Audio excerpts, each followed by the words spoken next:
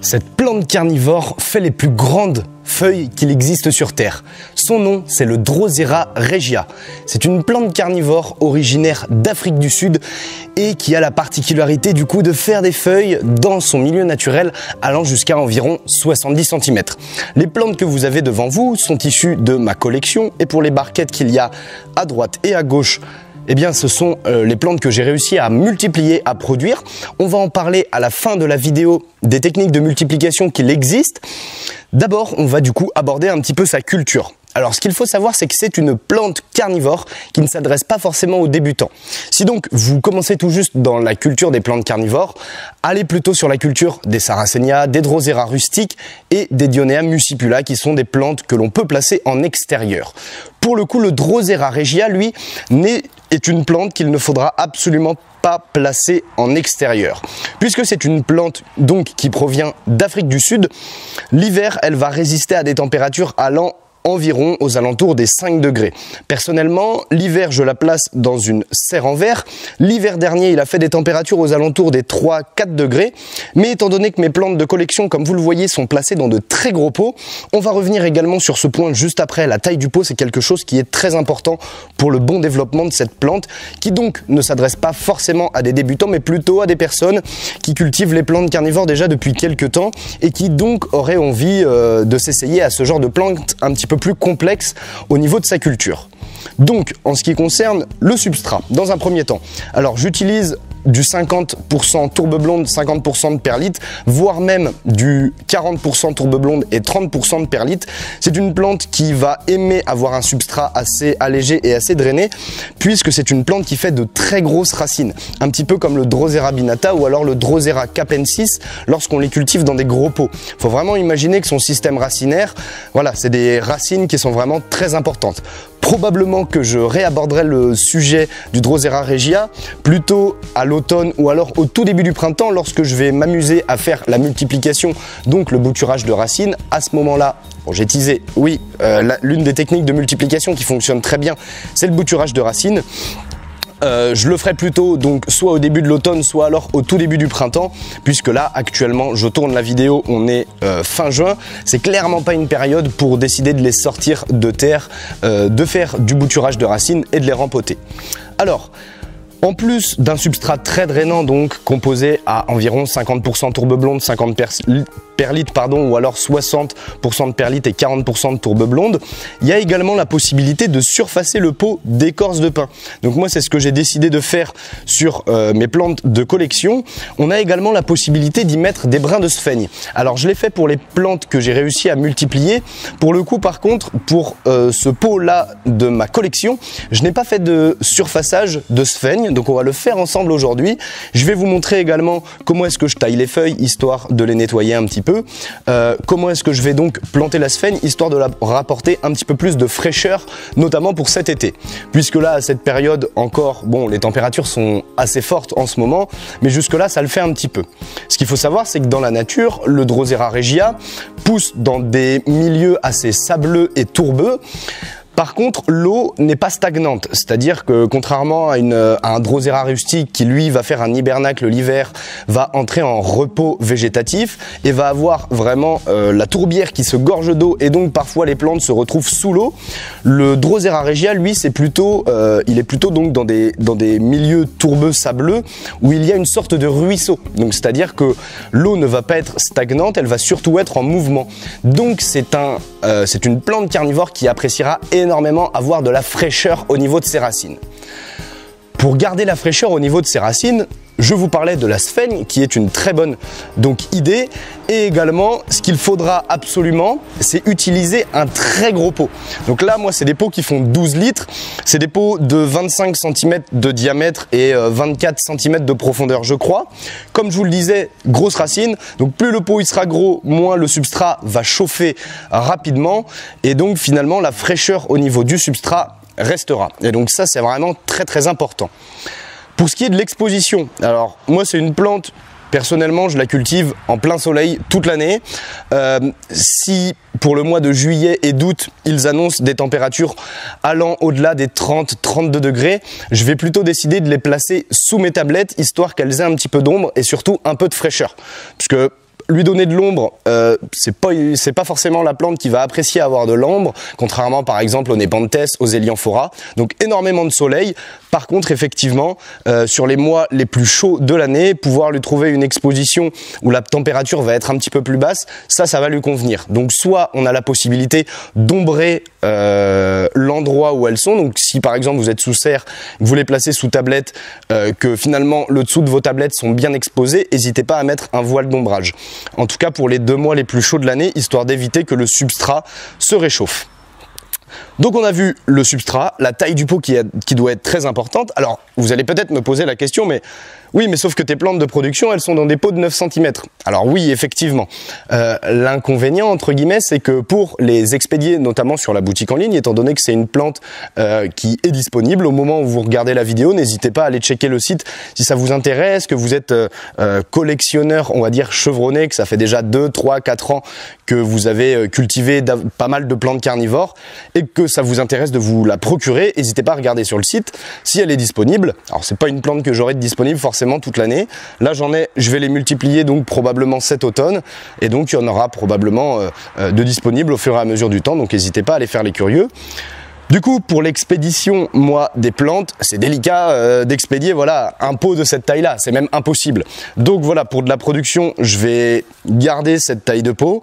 Simplement, ce que j'ai fait, c'est que là, pour le coup, dès que je les ai rempotés, j'ai fait ça cet automne, j'ai placé du coup de la sphaigne au niveau de la base, au niveau des racines, histoire de garder cette fameuse fraîcheur, malgré le fait qu'elle soit dans des petits pots. Le principal, c'est aussi d'arroser plutôt le matin ou le soir à la fraîche, pas en pleine journée où du coup l'eau, probablement qu'elle va se réchauffer plus vite et donc ça pourrait causer un petit peu de tort à la plante. Donc mieux vaut arroser avec de l'eau fraîche et plutôt le matin ou le soir. Alors venons-en maintenant à l'arrosage. Donc exposition plein soleil, taille du pot c'est bon. Pour ce qui est donc de l'arrosage, alors il y a plusieurs écoles. Personnellement, je la cultive et je l'arrose toujours avec un fond d'eau environ 3-4 cm à peu près. Là par exemple par rapport à mes gros pots, je ne sais pas si vous le voyez bien à la caméra, voilà, j'ai des trous qui sont juste là qui font aller 2-3 cm, donc je fais en sorte, comme vous le voyez, on voit les traces sur le pot, que j'ai toujours de l'eau comme ça juste ici. Alors je la noie pas, hein, c'est-à-dire que contrairement aux Sarracenia qui sont derrière où mes bacs sont remplis quasiment jusqu'en haut, le Drosera regia, je ne viens pas mettre d'eau jusque là et du coup je garde toujours 2-3 cm. C'est important, je trouve, que la plante, elle est toujours la base des pieds dans un petit fond d'eau. L'hiver, on réduit drastiquement l'arrosage, on garde toujours le substrat bien frais, mais l'hiver, personnellement, je les laisse pas tout l'hiver baigner dans quelques centimètres d'eau. J'arrose en fonction de l'évaporation et en fonction de comment est-ce que la plante boit. Donc dès qu'il n'y en a plus, j'attends une journée ou deux, s'il fait pas trop chaud, qu'il n'y a pas eu des grosses températures en journée, et je remets 2-3 cm d'eau, tout simplement.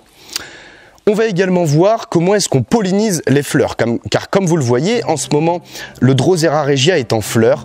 La fleur, moi je la trouve exceptionnelle, c'est devenu ma plante carnivore préférée, de par en partie sa complexité, de par sa taille, de par sa beauté.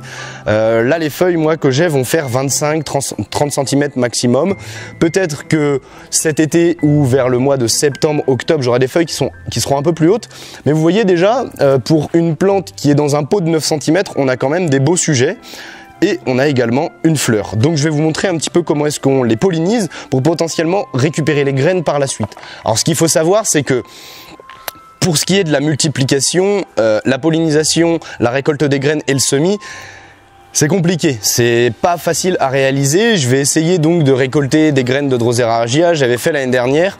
J'ai 2-3 plantes qui avaient réussi à germer, qui avaient réussi à atteindre à peu près cette taille-là. L'inconvénient, c'est qu'elles sont mortes quelques semaines par la suite. Donc, pour ce qui est de la multiplication, on le verra une fois de plus dans une autre vidéo. Mais sachez que si vous avez envie de réaliser la multiplication, donc plutôt à l'automne, donc vers le mois d'octobre, ou alors tout début du printemps, vers le mois de mars, début avril, c'est possible et le bouturage de racines fonctionne vraiment très très bien. Moi, c'est comme ça que j'arrive à obtenir autant de Drosera regia. Donc il suffira de couper des tronçons de 4-5 cm. Je m'étale pas sur le sujet, une image vaut 1000 mots. On le verra dans une vidéo ultérieurement, puisqu'il ne faut pas non plus couper n'importe où au niveau des racines pour éviter d'affaiblir la plante. Et on attend également, pour faire le bouturage de racines, que la plante elle est développée de bonnes racines. C'est-à-dire que là, si vous vous procurez une plante qu'elle est dans un pot de cette taille-là, alors là on le voit, les racines commencent à sortir, mais il y a de grandes chances que la plante elle n'ait pas fourni énormément de racines. Donc on va attendre que la plante se développe bien avant de couper les racines. Alors, on va passer maintenant à un petit nettoyage des feuilles. Je vais vous montrer un petit peu comment est-ce que je fais pour nettoyer, parce que voilà, cette période-là, les premières feuilles ont déjà séché, ou alors même c'est plutôt peut-être les feuilles de cet hiver. Alors, contrairement aux Drosera rustiques comme les Drosera intermédiaires, Rotundifolia, Drosera filiformis, X hybrida, etc. C'est une plante qui ne rentre pas en repos végétatif l'hiver. C'est pas une plante rustique, c'est bien un Drosera tempéré. Donc comme je vous le disais, au niveau des températures minimales, on va être aux alentours des 5 degrés environ. Certaines personnes veillent à ne pas descendre en dessous des 10 degrés. Voilà, d'expérience, moi, tant qu'elles sont dans des gros pots, tant que la plante, vous l'avez déjà depuis 2-3 ans, elle peut subir du 3-4 degrés. Normalement, si elle est placée dans des gros pots, ça devrait le faire. Donc, comme je vous disais, c'est les feuilles de cet hiver, simplement car c'est un Drosera qui ne rentre pas en période de repos végétatif. Donc oui, la croissance des feuilles, elle va être diminuée, mais votre plante continuera probablement de fournir de nouvelles feuilles. Donc si vous avez décidé de cultiver Drosera regia, que ça fait quelques temps que vous l'avez, comme ici, vous avez probablement des feuilles qui sont sèches, donc on va simplement les tailler. Alors c'est très simple de nettoyer les feuilles, on ne va pas tirer dessus parce que ça risque d'abîmer la plante.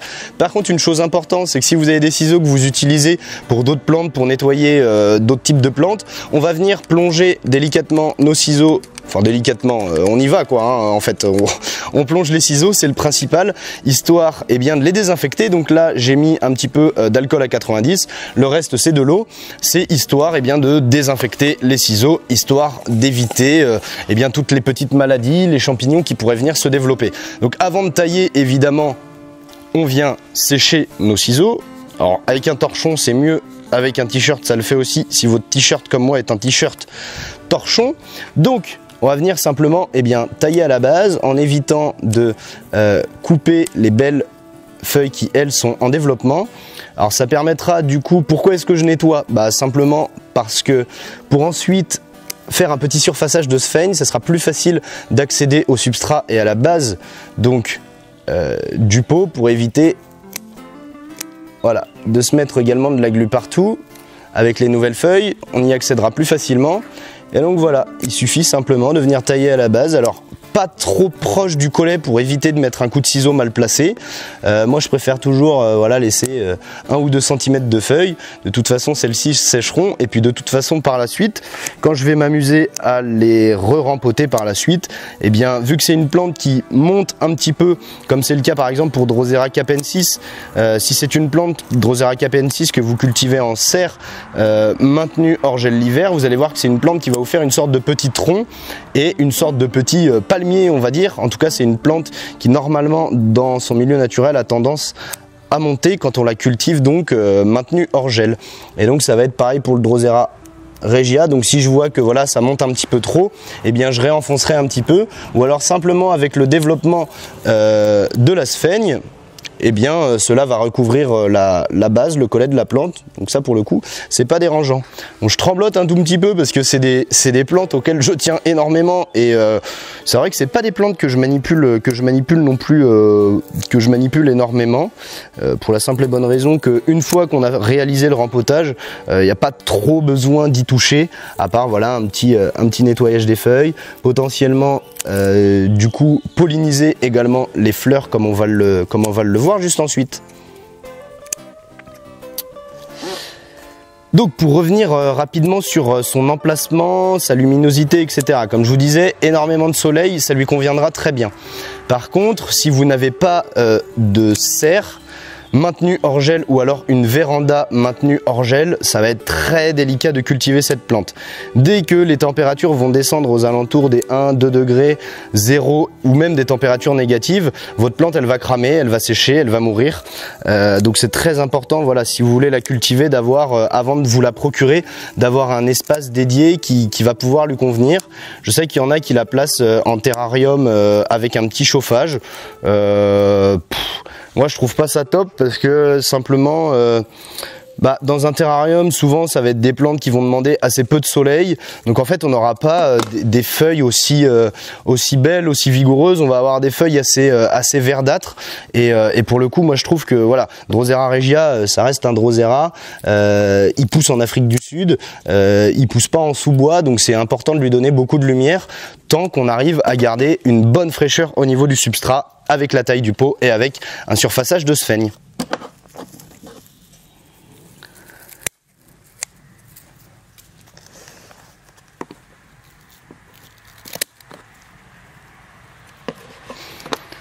On passe maintenant au nettoyage des Drosera que j'ai réussi à multiplier et à produire cet automne, histoire qu'ils soient nickel. Alors même eux, j'avais mis, comme je vous le disais, du coup de la sphaigne autour de la base des plantes. Simplement, je l'ai peut-être un peu trop enfoncée, ce qui fait que elle n'a pas réussi à bien se développer.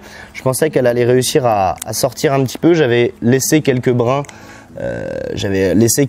Également en dehors de la terre, mais elle s'est pas multipliée aussi bien que je l'aurais souhaité. Donc on va réaliser ça tranquillement. On va en ajouter de la sphaigne, histoire que la plante elle puisse avoir suffisamment de fraîcheur cet été.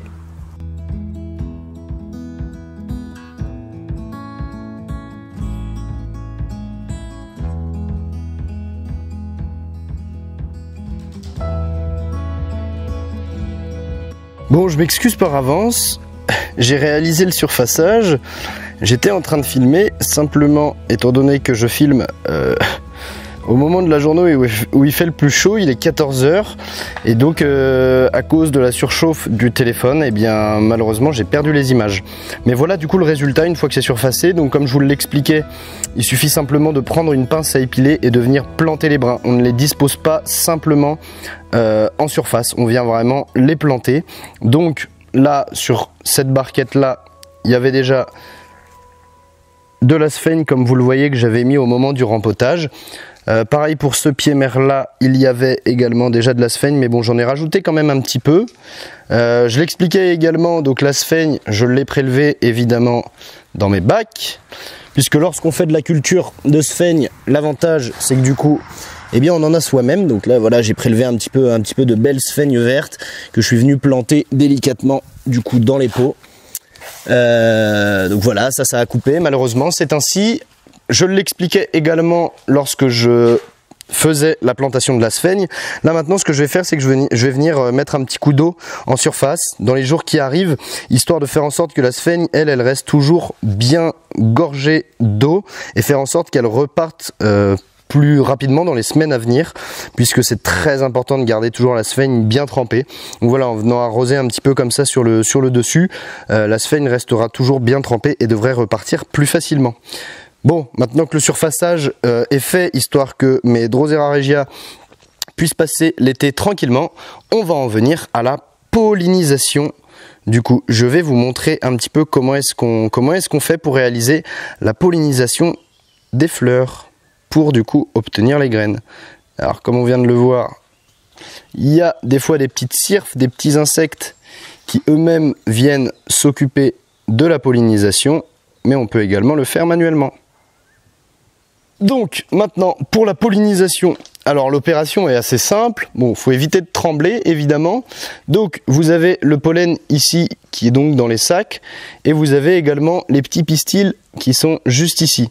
Donc ce qu'on va faire, c'est que je vais essayer de tirer délicatement sur un des sacs polliniques. Voilà, donc là j'ai le pollen, et ce que je vais faire, c'est que je vais simplement venir, bon il est tombé,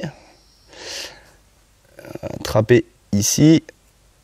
Bon, j'ai pas la meilleure des pinces à épiler, elle est pas très délicate, je vais aller en chercher une autre.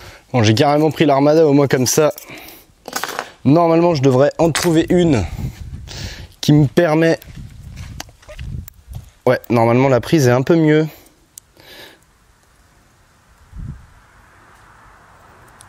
Donc maintenant que j'ai réussi à saisir le petit sac pollinique, je vais maintenir bien appuyé histoire qu'elle tombe pas comme l'autre.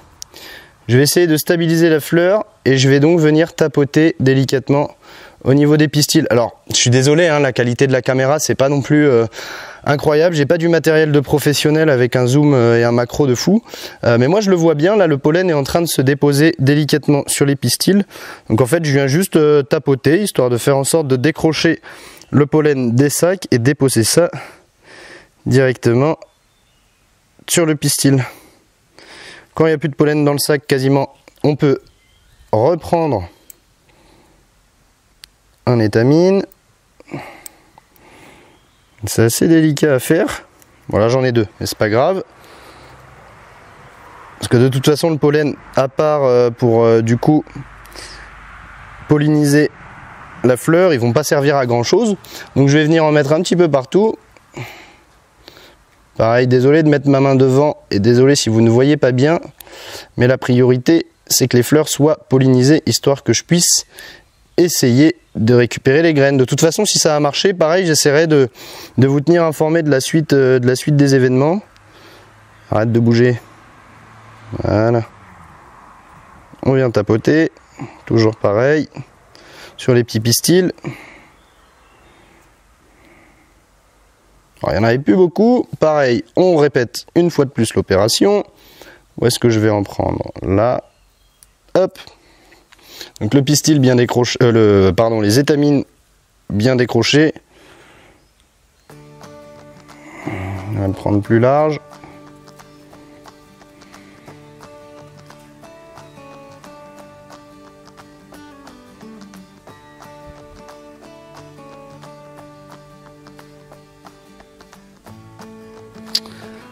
Maintenant que c'est fait, donc sur la fleur du pied mère, je vais le faire également sur les fleurs de la production. Bon, le matériel n'est pas d'une excellente qualité, mais on le voit bien. Vous voyez, le pollen est bien déposé sur les étamines. Donc sac pollinique avec les taches oranges, et du coup les pistils, c'est bien les petits brins qu'on voit juste au bout. On va poser le trépied, ça sera peut-être plus simple. Est-ce qu'on peut zoomer? Ouais, c'est pas de bonne qualité. Bon, désolé pour la non-stabilisation de l'image, il faudra que je m'en achète un stabilisateur, mais on le voit bien. Vous voyez, le pollen est bien déposé ici sur le pistil, donc c'est parfait. Normalement, il n'y a plus qu'à attendre. Et donc, je vais le faire également sur les fleurs des plantes que j'ai réussi, des Drosera regia que j'ai réussi à produire.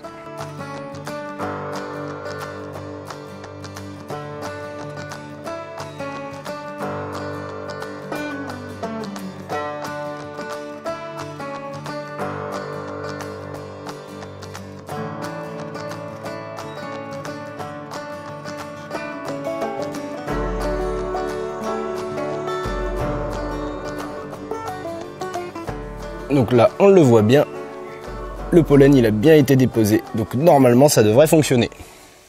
La pollinisation des Drosera regia étant maintenant terminée, j'espère sincèrement que cette vidéo elle vous aura plu. On est sur une plante qui sort un peu de l'ordinaire.